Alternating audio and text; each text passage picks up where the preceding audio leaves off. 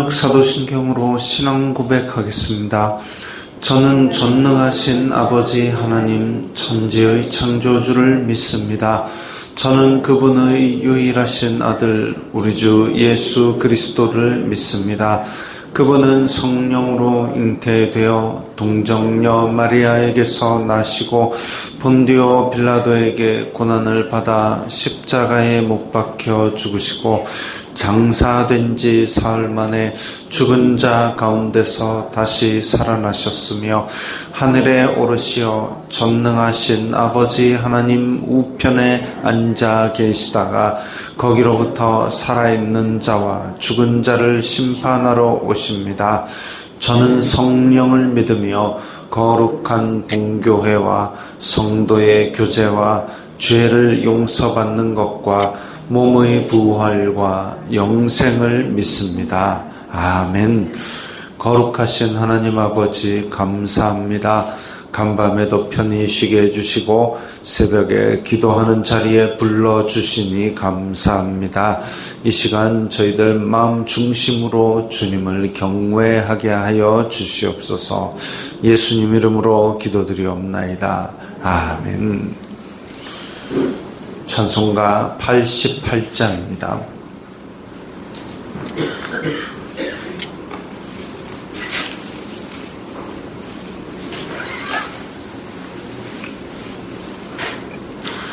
찬송가 88장입니다.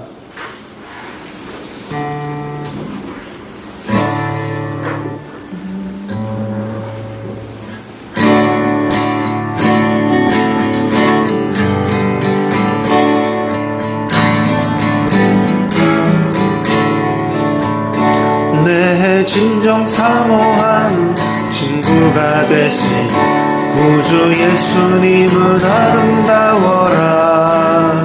산 밑에 백합화요 빛나는 새벽 주님 영원할 길 아주 없도다. 내 맘이 아플 적에 그 위로 되시며 나 외로울 때 좋은 친구라. 주는 저 산 밑에 백합 빛나는 새벽 이 땅 위에 비길 것이 없도다. 내 맘의 모든 염려 이 세상 보라고 주님 항상 같이 하여 주시고 시험을 당할 때에 악마에게 교훈 즉시 물리치사 나를 지키네. 온 세상 날 버려도 주 예수 안 버려 끝까지 나를 돌아보시니 주는 저 산 밑에 백합 빛나는 새벽 이 땅 위에 비길 것이 없도다. 내 맘을 다하여서 주님을 따르 길이 나를 사랑하리니 물이 두렵지 않고 천국도 거본 주는 높은 산성 내 방패시라. 내 영혼 먹이시는 그네 누리고 나 친히 주를 뵙기 원하네. 주는 저 산 밑에 백합 빛나는 새벽 이 땅 위에 비길 것이 없도다.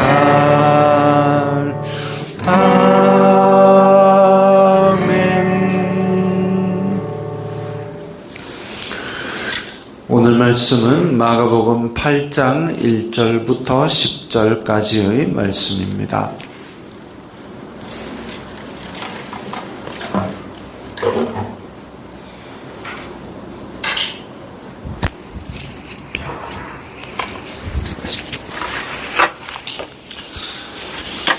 마가복음 8장 1절부터 10절까지의 말씀 함께 읽겠습니다. 그 무렵에 또 큰 무리가 있어 먹을 것이 없는지라 예수님께서 제자들을 불러 이르시되 내가 무리를 불쌍히 여기노라. 그들이 나와 함께 있은지 이미 사흘이 지났으나 먹을 것이 없도다. 만일 내가 그들을 굶겨 집으로 보내면 길에서 기진하리라. 그 중에는 멀리서 온 사람들도 있느니라. 제자들이 대답하되 이 광야 어디서 떡을 얻어 이 사람들로 배부르게 할 수 있으리까? 예수님께서 물으시되 너희에게 떡 몇 개나 있느냐? 이르되 7이로소이다 하거늘 예수님께서 무리를 명하여 땅에 앉게 하시고 떡 7개를 가지사 축사하시고 떼어 제자들에게 주어 나누어 주게 하시니 제자들이 무리에게 나누어 주더라. 또 작은 생선 2마리가 있는지라. 이에 축복하시고 명하사 이것도 나누어 주게 하시니 배불리 먹고 남은 조각 7 광주리를 거두었으며 사람은 약 4,000명이었더라. 예수님께서 그들을 흩어 보내시고 곧 제자들과 함께 배에 오르사 달마누다 지방으로 가시니라. 아멘. 앞에서 우리는 예수님께서 오병이어로 떡 5개와 물고기 2마리로 많은 인원을 먹이시고 또 12광주리를 거두었던 사건이 있었습니다.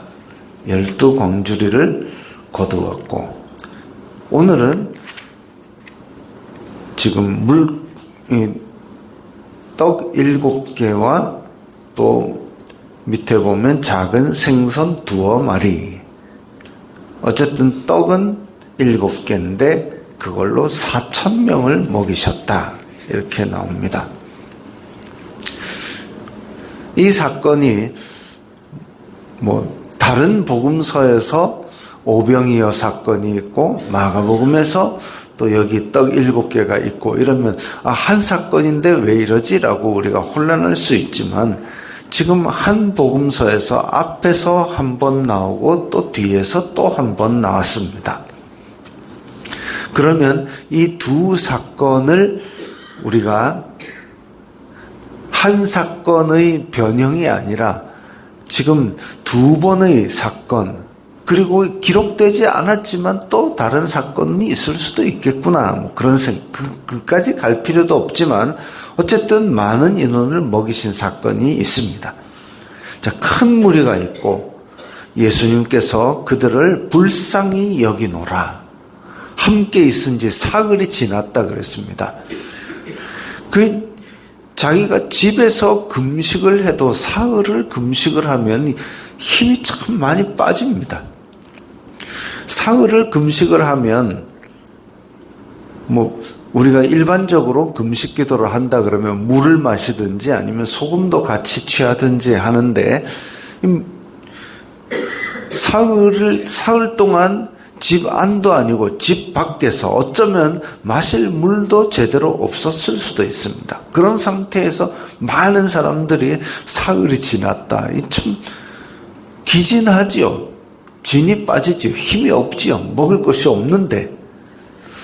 그래가지고 지금 멀리서 온 사람들도 그래서 거기서 또 10여 킬로미터를 더 걸어서 집으로 가야 될 사람도 있다. 그런데 지금 사흘을 같이 있었는데 이 사람들 먹여가지고 보내야 되겠다 하니까 제자들이 이 광야 어디서 떡을 얻어가지고 이 사람들 먹입니까? 앞에서 이런 일이 있었음에도 불구하고 깨닫지 못하는 겁니다. 풍랑을 잠잠하게 하셨는데도 또 만나면 또 괴로워하고 앞에서 먹이셨는데도 불구하고 또 이런 일을 겪으면 또 같은 일에서 불신앙의 모습을 보여주는 것이 다 우리와 비슷합니다. 제자들이 예수님이 누구신지 깨닫지 못하는 부분도 아직까지는 깨닫지 못하고 있고 아직까지는 놀라운 능력을 매일 보면서도 또 다시 처음으로 돌아가서 광야 어디서 떡을 얻어가지고 이 사람들 줄 수 있겠습니까? 그러니까 너희에게 떡 몇 개나 있느냐? 7이로소이다. 앞에서는 5개인데 지금은 7개. 아이고 더 많네. 더 많아봐야 지금 입이 4,000명인데 이거 어떻게 합니까? 그래서 너무나도 떡 7개는 4,000명이 먹기에는 적은 떡입니다.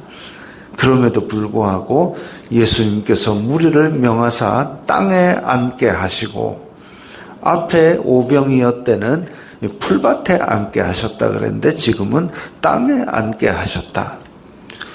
아마 시간적인 배경이나 장소적인 배경이 달라져서 그럴 겁니다. 이 지중해 주변에는 우리와 기후가 달라서 우리는 지금 이제 혹독하게 춥고 내일 더 춥다 합니다. 내일은 더 춥다는데 우리는 이렇게 추울 때는 또 공기는 건조합니다. 근데 여름 되면은 너무 더운데 또 습도가 높아가지고 견디기 힘들죠. 지중해성 기후는 그와 반대입니다. 그래서 겨울에는 온난 습윤, 겨울에는 우리보다는 덜 추운데 근데 촉촉하답니다. 공기가.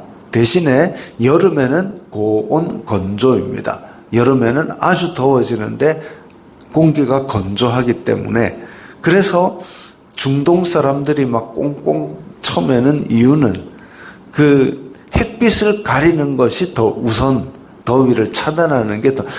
근데 우리나라에 더울 때, 야, 중동 사람들도 꽁꽁 참여들 하고 꽁꽁꽁 참으면은 더워가지고 이 옷 안이 사우나가 돼버립니다. 왜냐하면 우리는 습하기 때문에 땀이 배출이 되고 말라야 되는데 이들은 꽁꽁 매어도 공기 자체가 건조하니까 땀이 말라서 그렇게 꽁꽁 매는 것이 햇빛만 차단하면 그런 대로 참을 수 있는가 봅니다.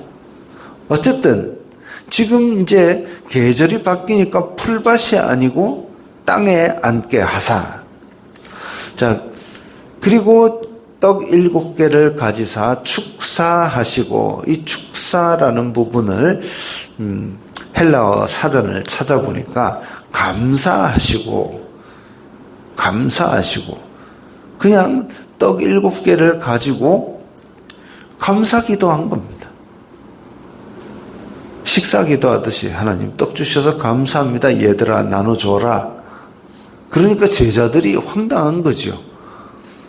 이거 어떻게 나눠줍니까? 했는데 나눠주니까 또 나눠 가져지는 겁니다. 또 작은 생선 2마리가 있는지라 이에 축복하시고 명하사.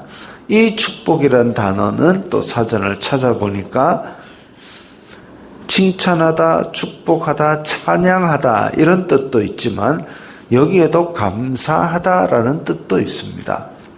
그래서 다른 단어를 썼지만 아마 식사에 대한 감사기도, 평이한 감사기도였던 것으로 보입니다. 이 어려운 말로 축복하시고 축사하시고 또 한편으로는 예수님께서 야 복을 내려주시니까 4,000명이 먹는구나 라고 생각할 수 있겠지만 감사기도 하신 겁니다. 그냥 하나님 밥 주셔서 감사합니다. 나눠줘라. 하나님 감사합니다. 생선도 주셨네요. 감사합니다. 그렇게 기도하신 겁니다. 그렇게 나누어 주게 하시니 배불리 먹고 남은 조각 7 광주리를 거두었다. 그리고 사람은 약 4,000명이었더라. 그리고 예수님께서 그들을 흩어 보내시고 그러니까 3일 동안 하나님 나라를 가르치시고 그리고 이들을 먹여서 돌려보내셨습니다. 어찌 보면 그런 생각도 나지요. 예전에 우리나라가 그 사경회라고 부르던 시절이 있었습니다. 사경회. 말씀을 살피는 모임이다 해서 사경회입니다. 그래서 일주일 혹은 더 길게도 막 말씀 강해를 그렇게 들려주었는데 그때는 교회들이 규모가 작아가지고 많은 사람들이 모일 때는 밖에서 모이기도 했습니다. 그러면 이제 그 아침부터 집회를 시작해가지고 하루 종일 보기도 하는데 그럴 때는 밥을 어떻게 먹었냐면 밥을 중간에 밥을 했습니다. 그래가지고 사경회 한다 그러면 공터로 이렇게 가마솥 떼가지고 막 그 니아가에 싣고 안 해보셨어요? 저만 해본 거, 저도 안 해봤습니다. 근데 그걸 이제 역사적인 자료와 그리고 그때 있었던 분들의 증언이 그랬습니다. 그래가지고 가마솥 떼가지고 거기 가지고 밥을 해가지고 거기서 각자 이 진짜 이 오병이어의 기적 같은 그런 십시일반 모아가지고 그래서 밥도 해먹어 가면서 하루 종일 말씀을 살피던 그런 때가 있었습니다. 그런 때에 이 한국 교회는 큰 부흥이 있었죠. 그런 때에 한국 교회가 큰 부흥이 있습니다. 말씀을 살필 때에, 말씀이 흥왕할 때에, 그때에 그렇게 한국 교회는 놀라운 부흥이 있었습니다. 지금 이렇게 4,000명을 먹이실 때 정말 3일 동안 이 백성들을 먹이고 말씀으로 먹이고 하나님 나라를 가르치고 이 사람들이 가난하고 먹을 게 없는데 굶어가면서 그렇게 3일 동안 예수님과 같이 있었던 이유가 뭐겠습니까? 영적으로 갈급하였던 그 지금 사회 상황 로마의 지배를 받고 쪼들려 있던 상황 가운데서 이 메시아를 만나니까 영적으로 지금 충만하니까 3일 동안 굶어도 안 떠난 겁니다. 몇천 명이나. 그런 영적인 갈급함을 느끼고 그걸 체험을 받았을 때에 이분이 메시아인지 아닌지 모르겠으나 나는 지금 말씀을 듣고 내 영이 팔딱팔딱 숨쉬는 걸 느낀다. 이게 중요한 거죠. 요한복음 9장에 나오는 실로암에 갔던 맹인이 눈을 뜨고 바리새인들이 쫓아와가지고 야, 그 사람이 이든지 모르냐, 그 사람이 뭔지는 모르겠지만 나는 지금 확실한 거는 내가 눈을 떴다는 것이요 라고 증언을 합니다. 그것처럼 이 사람들이 지금 쫄쫄 굶으면서 사흘이 지났는데 예수님이 가지 말라고 뭐라한 것도 아닌데 거기에 붙어가지고 말씀을 들은 거죠. 중요한 얘기입니다. 그리고 제자들과 함께 배에 오르사 달마누다 지방으로 가시니라 라는 이 달마누다 지방이 어딘지는 잘 모르겠지만 갈릴리 동편 데가볼리에 있는 이방 땅으로 가신 것으로 보입니다. 그리고 지금 여기에 앞에서는 떡 5개, 그리고 배불리 먹고 남은 조각 떡은 여기서 7개, 여기 남은 조각도 7 광주리, 7이라는 숫자가 지금 2번이나 기록이 되어 있습니다. 한편으로는 앞에서는 우리가 떡 5개라 그러고 떡 5개, 남은 것은 12 광주리, 5,000명을 먹이심. 이 이제 숫자들이 어떤 사람들은 이 숫자에도 상징이 있다라는 얘기를 합니다. 보통 유대인의 숫자는 3을 참 좋아합니다. 3. 그래서 성부, 성자, 성령 그런 식으로 3. 그리고 모세 오경. 그러면 이제 5이라는 숫자는 5라는 숫자는 주로 유대인을 상징하는 일에 쓰였습니다. 오병이어 그리고 5,000명을 먹이심. 유대인들을 위한 일이었다라고 생각할 수가 있고 한편으로 7 이러면 가나안의 7 족속을 생각할 수 있습니다. 그 다음에 3은 주로 하나님의 숫자로 쓰이는데 4다 이러면 땅 사방이라고 이야기하듯이 세상 전체를 뜻하는 숫자로 종종 사용됩니다. 그래서 지금 여기에 보면 7이라는 숫자, 떡이 7개, 7 광주리를 거두었다. 그리고 사람은 4,000명이었다라고 보았을 때 앞에서는 12광주리, 12광주리 이러면 우리가 생각할 수 있는 것은 요한계시록의 24장로 할 때 12 구약의 12지파, 신약의 12사도 이래가지고 믿는 사람들, 하나님을 아는 사람들, 유대인들 이렇게 생각할 수 있는 반면에 여기는 7떡 그리고 7광주리, 가나안의 7 족속들을 생각할 수 있고 남은 이 사람들은 4,000명이었더라. 4라는 숫자가 있어서 땅 사방, 즉 많은 이방인들이 아니었는가 이렇게 생각할 수도 있습니다.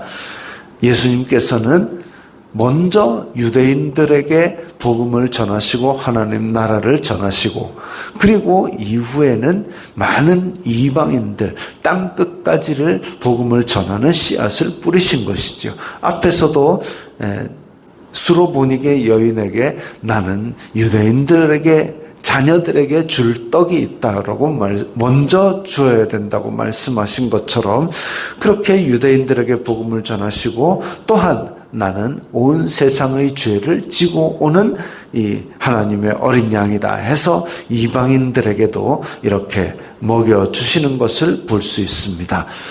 이 세상의 메시아는 단지 어떤 사람은 그 얘기합니다. 야, 우리나라에도 신들이 많은데 어떻게 저 이스라엘 신을 갖다 섬기냐라고 얘기를 하는데 그게 아니죠. 천지를 창조하신 하나님께서 단지 이스라엘 사람들만 위해서 오신 것이 아니라 땅 끝까지 이르러 이 하나님의 죄 용서하시는 생명을 주시러 오신 메시아이십니다. 우리는 지금 엄밀히 말하면 우리도 이방인이죠. 유대인 아니잖아요. 그럼에도 불구하고 예수 그리스도의 복음을 듣고 그리고 믿음을 가지게 되고 이로 말미암아 우리가 새 생명을 얻은 겁니다. 시간이 문제가 아니고 공간이 문제가 아니고 민족이 문제가 아니고 땅 끝까지 이르러 복음이 들어와서 우리도 복음을 믿게 되었고 그리고 그 말씀이 우리 가운데서 계속 솟아나는 샘물이 돼서 우리의 생명이 더 풍성하게 얻도록 해주시는 그런 구세주가 되십니다. 그래서 이 복음을 우리는 더 소중히 여기고 말씀이 흥왕할 수 있도록 말씀이 우리 가운데서 계속 솟아날 수 있도록 말씀을 읽고 듣고 묵상하면서 그렇게 풍성한 생명을 누리시기 바랍니다. 주기도문 하겠습니다. 하늘에 계신 우리 아버지의 이름을 거룩하게 하시며 아버지의 나라가 오게 하시며 아버지의 뜻이 하늘에서와 같이 땅에서도 이루어지게 하소서. 오늘 우리에게 일용할 양식을 주시고 우리가 우리에게 잘못한 사람을 용서하여 준 것 같이 우리 죄를 용서하여 주시고 우리를 시험에 빠지지 않게 하시고 악에서 구하소서. 나라와 권능과 영광이 영원히 아버지의 것입니다. 아멘.